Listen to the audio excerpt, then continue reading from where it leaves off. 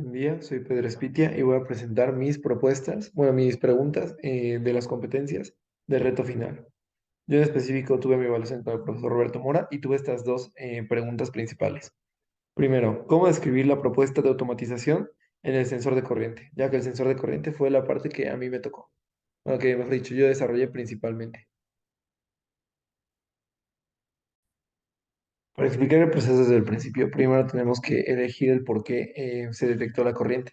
Y es que para poder utilizar el taladro de manera correcta, y tanto las simulaciones como el valor de la potencia, como de la misma corriente en sí, necesitamos leer el voltaje que tenga cuando esté apagado, cuando esté prendido y cuando esté en actividad, es decir, cuando esté taladrando. Sabiendo esto, utilizaremos un sensor de corriente. Primero tenemos que saber que el taladro tiene una capacidad máxima, bueno, un uso máximo de 4 amperes con un pico de llegando hasta casi 8 amperes. Es decir, que necesitamos un sensor que aguante estos. Un sensor que se conecte directamente, es decir, abriendo el circuito y conectándolo directamente a la entrada del voltaje del taladro, no serviría ya que no aguanta estos amperes. Por lo cual decidimos usar el sensor de corriente SCT-013.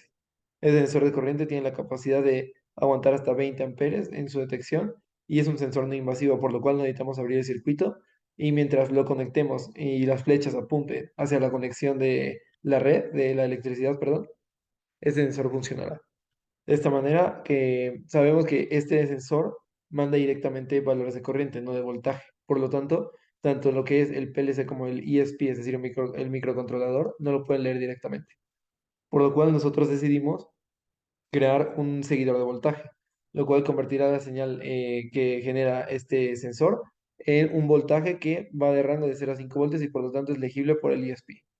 Lo que hicimos fue agregar un OPAMP, que el modelo es LM324N, el cual permite, por medio de las conexiones donde conectas la entrada del sensor al polo negativo y generas una conexión entre polo positivo y negativo. Por lo tanto, la salida del OPAMP generará una señal de voltaje convertida a través de la entrada del sensor. Este lo conectamos directamente a una entrada analógica del ESP, la cual es capaz de leer este valor y por lo tanto este valor puede ser subido a Node-RED. Y de esta manera podemos leer el valor de la corriente constante que tiene el taladro. De esta manera podemos tener valores como el de la potencia o como el de la misma corriente, valores importantes para leer. De esta manera pues respondimos la primera pregunta. Y por última pregunta tenemos que, ¿cómo concluimos que nuestra problemática es relevante? Nosotros elegimos primero que nada la problemática de tratar la falta de optimización en la detección de errores del proceso de atornillado. Bueno, retomaba, nosotros elegimos la problemática de tratar como la falta de optimización en la detección de errores en el proceso de atornillado de los asientos de autos y simulación de un proceso de la planta. Es decir, detectar los errores y automáticamente mandar un mensaje de aviso, tanto a un supervisor como a un trabajador normal, para que éste pueda atenderlo de manera inmediata. De esta manera, la razón por la que creemos en la que este problema es relevante a tratar, que es lo que la pregunta dice, tiene que ver con la cantidad de errores que hay, que a pesar de que tiene un 85% de efectividad este procedimiento, pues nos comenta que falla entre una y dos veces al día. Perdón, entre una y dos veces la hora, siendo una gran cantidad, y esto de reparación de fallos a veces causa que varias piezas se generen de manera errónea, con torques incorrectos, tornillos mal ajustados, causando que pues, la pieza tenga que ser revisada después. Pero esta revisión nos comentaron en la visita que puede tardar incluso días en ser revisada, ya que alguien manualmente tiene que checar el registro de los torques y checar dónde hubo errores.